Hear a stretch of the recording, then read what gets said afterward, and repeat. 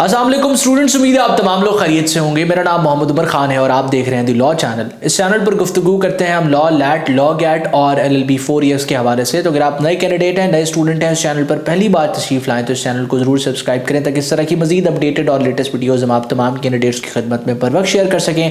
आज का हमारा लेक्चर लॉ एडमिशन टेस्ट को प्रिपेयर करने के हवाले से एक और वीडियो लेक्चर है जिसमें जनरल नॉलेज के सब्जेक्ट को हम डिस्कस करने वाले हैं और जनरल नॉलेज के इंपॉर्टेंट क्वेश्चंस को हम डिस्कस करेंगे। अभी रिसेंटली जो लॉ एडमिशन टेस्ट कंडक्ट हुआ था जनवरी में, उसके हवाले से स्टूडेंट्स ने कहा कि जी वो पेपर मुश्किल था और उसके हवाले से उन्होंने अपने आप को कुछ सब्जेक्ट्स के लिए प्रिपेयर नहीं किया हुआ था। चंद क्वेश्चन हर टेस्ट के अंदर, चाहे वो लॉ एडमिशन टेस्ट हो या कोई भी और एग्जाम हो, ऐसे होते हैं जो कि एक प्रिपेयर्ड कैंडिडेट को टेस्ट किए जाने के लिए ऐड किए जाते हैं। तो अगर आप चाहते हैं कि आप हर एस्पेक्ट से जो है अपनी तैयारी को बेहतरीन रखें तो कोशिश करें कि आप किसी भी क्वेश्चन को स्किप ना करें जो कि प्रीवियस आपके लॉ एडमिशन टेस्ट के क्वेश्चन से रिलेट कर रहा है। तो उसी सिलसिले में आज का हमारा जनरल नॉलेज का जो लेक्चर है, इसमें आपने at the end of the lecture मुझे बताना है कि आपका कितना स्कोर है, कितने क्वेश्चंस आपके ठीक हैं। बिकॉज इस जो लेक्चर है इसके क्वेश्चंस के पैटर्न को थोड़ा सा मैंने ट्रिकी रखा है और साथ साथ इसका लेवल ऑफ डिफिकल्टी भी जो है वो इंक्रीज किया है। तो बगैर वक्त ज़ाया कि हम अपने लेक्चर को स्टार्ट करते हैं। और लेक्चर स्टार्ट करते हुए एक इंपॉर्टेंट अनाउंसमेंट कि अगर आप नेक्स्ट लॉ एडमिशन टेस्ट में अपेयर हो रहे हैं तो लाजमन आपने हमारी स्टूडेंट कम्युनिटी को ज्वाइन कर लेना है। स्टूडेंट कम्युनिटी को ज्वाइन करना बिल्कुल फ्री ऑफ कॉस्ट है। लिंक आपको डिस्क्रिप्शन में मिल जाएगा। लिंक आपके लिए काम नहीं करता तो इस नंबर पर एक व्हाट्सएप मैसेज कर देना है। इसके अलावा सबसे बड़ी बात कि बच्चे कहते हैं कि हमें प्रिपेयर करने के लिए फ्री मटेरियल चाहिए। फ्री का वर्ड जो है जहां पर आता है तो स्टूडेंट कहता है कि जी हमें चाहिए। अब फ्री आपके लिए कर दिया है, यूज करके आप बेनिफिट कितना लेते हैं ये अब आपके ऊपर डिपेंडेंट है। तो आप तमाम स्टूडेंट्स को असिस्ट करने के लिए लर्नअप पाकिस्तान के साथ कोलैबोरेट करके आपके साथ ये वेबसाइट शेयर की जा रही है जिस पर MCQs लॉ एडमिशन टेस्ट को प्रिपेयर करने के लिए, किसी भी और टेस्ट को प्रिपेयर करने के लिए बिल्कुल फ्री ऑफ कॉस्ट मौजूद है। इसका लिंक आपको डिस्क्रिप्शन में मिल जाएगा। लिंक को ओपन करने के बाद तमाम के तमाम सब्जेक्ट्स जो वहाँ पर अवेलेबल हैं, जो लैट के पैटर्न से रेलेवेंट हैं, आप अपनी तैयारी कर सकते हैं और यहाँ से तैयारी बिल्कुल फ्री की जा सकती है, बिल्कुल फ्री की जा सकती है। तो आपने दी लॉ चैनल की कम्युनिटी को पे बैक ये करना है कि इस कम्युनिटी को सब्सक्राइब कर लेना है और इस वीडियो को तमाम दोस्तों के साथ शेयर करना है जो लॉ एडमिशन टेस्ट को प्रिपेयर कर रहे हैं। तो सबसे पहला क्वेश्चन इस वक्त आप अपनी स्क्रीन पर देख सकते हैं और वो क्वेश्चन है स्प्रिंटर्स के हवाले से। तो क्वेश्चन ये है कि which country is internationally renowned for producing world class sprinters. अब स्प्रिंटर किसको कहते हैं? स्प्रिंटर बेसिकली एक ऐसे एथलीट को कहते हैं जो कम वक्त में कम डिस्टेंस की दौड़ को दौड़ता है, यानी कि 100 मीटर की रेस में पार्टिसिपेट करने वाला जो एथलीट है उसको हम स्प्रिंटर कहेंगे। अब सवाल यहां पर है कि कौन सा मुल्क जो है वो वर्ल्ड क्लास स्प्रिंटर्स को प्रोड्यूस करने के हवाले से, यानी कि उस मुल्क से सबसे ज़्यादा जो है वो वर्ल्ड क्लास स्प्रिंटर्स ताल्लुक़ रखते हैं, वो कौन सा ऐसा मुल्क है। तो ऑप्शंस को रीड आउट करना है और करेक्ट आंसर को आपने अपने पास मार्क करना है। अब अगर आप करेक्ट आंसर को जानते हैं तो इसका मतलब ये कि सबसे डिफिकल्ट क्वेश्चन जो इस पेपर के अंदर या इस टेस्ट के अंदर इंक्लूडेड है आप उसका जवाब जानते हैं। तो ऑप्शन बी जमाइका जो है वो इसका दुरुस्त जवाब है। ऑप्शन बी आपने मार्क करना है अगर करेक्ट आंसर आप मार्क करना चाहते हैं। उसके बाद नेक्स्ट क्वेश्चन है कि which team did Pakistan defeat to win the 1992 cricket world cup. तो क्रिकेट के जो शौकीन हैं उनको पता होगा कि इसका दुरुस्त जवाब क्या है। 1992 का जो क्रिकेट वर्ल्ड कप था, पाकिस्तान ने 22 रन से इंग्लैंड को हराया था।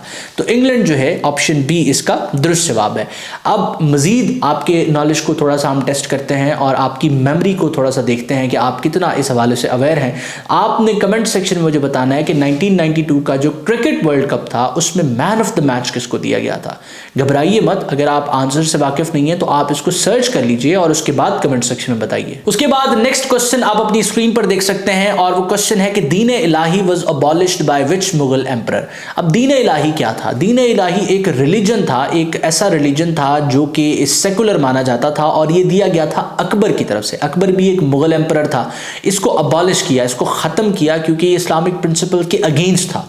तो इसको किसने खत्म किया? इसको खत्म किया आकर औरंगजेब ने। ऑप्शन डी जो है वो इसका दुरुस्त जवाब है, ऑप्शन डी। अच्छा, अब यहाँ सवाल आपसे ये भी पूछ लिया जाता है कि ये जो दीन इलाही है ये अकबर के दौर में आया था, तो इसका उस दौर में सबसे बड़ा मुखालिफ कौन था?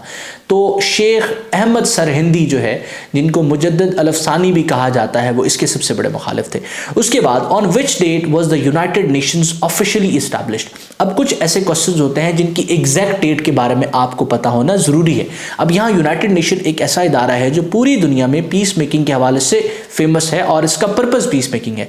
तो यूनाइटेड नेशंस ऑफिशियली कब एस्टैब्लिश होता है? After world war II। और वर्ल्ड वॉर II के बाद कौन सी डेट है जब ये एस्टैब्लिश होता है? एग्जैक्ट डेट के हवाले से बात की जाए तो ऑप्शन ए 24 अक्टूबर 1945 इसका दुरुस्त जवाब है। इसी के साथ अगर कनेक्टेड हम क्वेश्चन डिस्कस करें तो पाकिस्तान यूनाइटेड नेशंस को कब ज्वाइन करता है? सितंबर 30 1947 को। और इसी से रिलेटेड अगर हम जो है आपसे डिस्कस करें तो यूनाइटेड नेशंस के कितने परमानेंट मेंबर्स हैं, ये क्वेश्चन भी आपसे लॉ एडमिशन टेस्ट में पूछा जाता है। तो 5 परमानेंट मेंबर्स हैं जिनके पास वीटो की पावर है, और अगर परमानेंट मेंबर्स हैं तो डेफिनेटली नॉन परमानेंट मेंबर्स भी होंगे। तो यूएन के नॉन परमानेंट मेंबर्स जो हैं वो 10 हैं। अब इसी से रिलेटेड आपने एक फैक्ट को सर्च करना है, यूनाइटेड नेशंस से रिलेटेड ही आपने एक फैक्ट को सर्च करना है कि यूएन का जो सेक्रेटरी जनरल है मौजूदा वो कौन है, उसका नाम और वो किस मुल्क से ताल्लुक रखता है, ये आपने मुझे कमेंट सेक्शन में बताना है। उसके बाद नेक्स्ट क्वेश्चन आप अपनी स्क्रीन पर देख सकते हैं कि which continent is historically referred to as the dark continent. तो कौन सा ऐसा कॉन्टिनेंट है, कौन सा ऐसा बरे आजम है जिसको हम डार्क कॉन्टिनेंट के तौर पे जानते हैं? अगर आपने गेस किया है और ऑप्शंस में से आपने अफ्रीका को मार्क किया है ऑप्शन बी, तो आपका जवाब बिल्कुल दुरुस्त है। अफ्रीका का जो कॉन्टिनेंट है इसमें कुल मिला के हमारे पास 54 ममालिक हैं। आपने 2 फैक्ट्स को सर्च करना है कि अफ्रीका के अंदर सबसे ज्यादा पॉपुलस कंट्री कौन सा है और बाय एरिया अफ्रीका के अंदर सबसे बड़ा कंट्री कौन सा है। ये दोनों फैक्ट्स आपने सर्च करने हैं और फिर इनका आंसर आपने मुझे कमेंट सेक्शन में देना है। उसके बाद नेक्स्ट क्वेश्चन आपसे पूछा जा रहा है, मुख्तलिफ किस्म के साइंटिस्ट, फिलोसोफर्स, ऑथर्स, पॉलिटिशियंस के बारे में भी सवाल किया जाता है। तो यहाँ क्वेश्चन थोड़ा सा आपसे ट्रिकी किया गया है कि हेगल जो है वो फिलोसोफर हैं किस नेशनैलिटी के, किस मुल्क से इनका ताल्लुक है। तो ऑप्शंस को रीड आउट करने के बाद आपने करेक्ट आंसर मार्क करना है, और अगर इस डिफिकल्ट क्वेश्चन का आंसर भी आप जानते हैं तो इसका मतलब ये कि आपकी तैयारी बहुत अच्छी है। ऑप्शन ए जो है जर्मनी इसका दुरुस्त जवाब है, जर्मन नेशनैलिटी के ये फिलोसोफर हैं। उसके बाद नेक्स्ट क्वेश्चन आप अपनी स्क्रीन पर देख सकते हैं कि non permanent members of the United Nation Security Council are elected for a term of. अब हमने डिस्कस किया कि यूएन सिक्योरिटी काउंसिल जो है उसके अंदर आपके पास नॉन परमानेंट मेंबर्स भी हैं और परमानेंट मेंबर्स भी हैं। तो नॉन परमानेंट मेंबर्स डेफिनेटली एक मखसूस टाइम के लिए होंगे क्योंकि ये वर्ड नॉन परमानेंट है।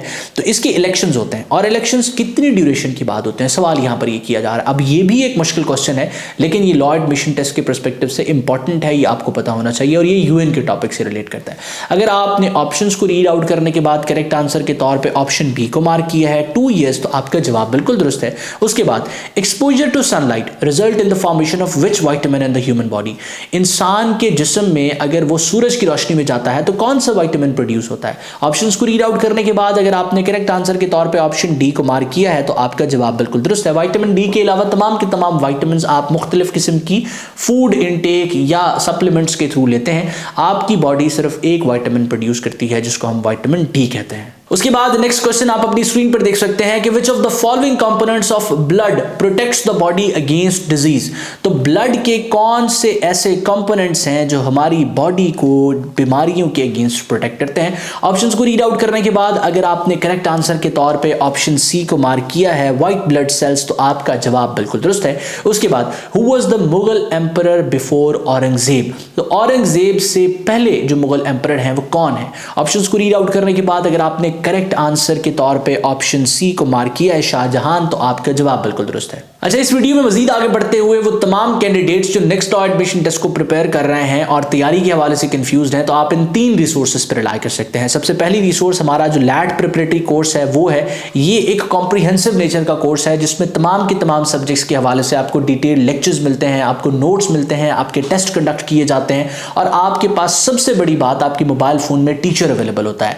आप ड्यूरिंग स्टडीज कुछ भी डिस्कस करना चाहें, पूछना चाहें, आप उनसे पूछ सकते हैं, आप अपने एसेज चेक करवा सकते हैं, उस पर फीडबैक ले सकते हैं। तो आप यूं समझें कि आपका पूरा का पूरा स्कूल, आपका ट्यूशन सेंटर आपके मोबाइल फोन में मौजूद है और वो कंटिन्यूअल सपोर्ट आपको प्रोवाइड कर रहा होता है। ये एक कॉम्प्रिहेंसिव नेचर का कोर्स है। इसको ज्वाइन करने के लिए, इनरोल करने के लिए, मजीद इन्फॉर्मेशन डिटेल लेने के लिए आप हमारी टीम के साथ इन टच आ सकते हैं। व्हाट्सएप नंबर इस वक्त आप अपनी स्क्रीन पर देख रहे हैं, या इसके अलावा आप जो है अपनी तैयारी के लिए एलिमेंट्स ऑफ लैट के 11th एडिशन पर रिलाई कर सकते हैं। अगर आप किसी किताब पर रिलाई करना चाहते हैं और आप आइडिया लेना चाहते हैं कि पास्ट पेपर्स जो अब तक लॉ एडमिशन टेस्ट के कंडक्ट हो चुके हैं हैं, उसमें किस तरह के क्वेश्चंस आए हैं, और आपको पेपर्स भी अथेंटिक चाहिए, कंपाइल्ड फॉर्म में, सॉल्व फॉर्म में चाहिए, तो आप द लॉ अकेडमी के पास पेपर कंपाइंडियम पर रिलाय कर सकते हैं। ये दोनों किताबें आप करीब 3 स्टोर से भी ले सकते हैं या इस नंबर पर व्हाट्सएप मैसेज करने के बाद भी हासिल कर सकते हैं। याद रहे कि जब आपने किसी स्टोर पर जाना है तो फिर एलिमेंट्स ऑफ लैट ही खरीदनी है। बात स्टोर ये कह देते हैं कि एलिमेंट्स ऑफ लैट अवेलेबल नहीं है या एलिमेंट्स ऑफ लैट खत्म हो चुकी है, उसकी जगह कोई और किताब दे देते हैं, तो इस चीज़ का आपने ख्याल रखना है। अगर आपको स्टोर से नहीं मिलती है एलिमेंट्स ऑफ लैट तो सिंपली एक मैसेज करेंगे, आपके घर पे एलिमेंट्स ऑफ लैट हम डिलीवर करवा देंगे। उसके बाद नेक्स्ट क्वेश्चन आप अपनी स्क्रीन पर देख सकते हैं और वो क्वेश्चन है एशियन गेम्स के हवाले से। एशियन गेम्स कितने अरसे के बाद मुनक्किद की जाती हैं? तो एशियन गेम्स जो है हर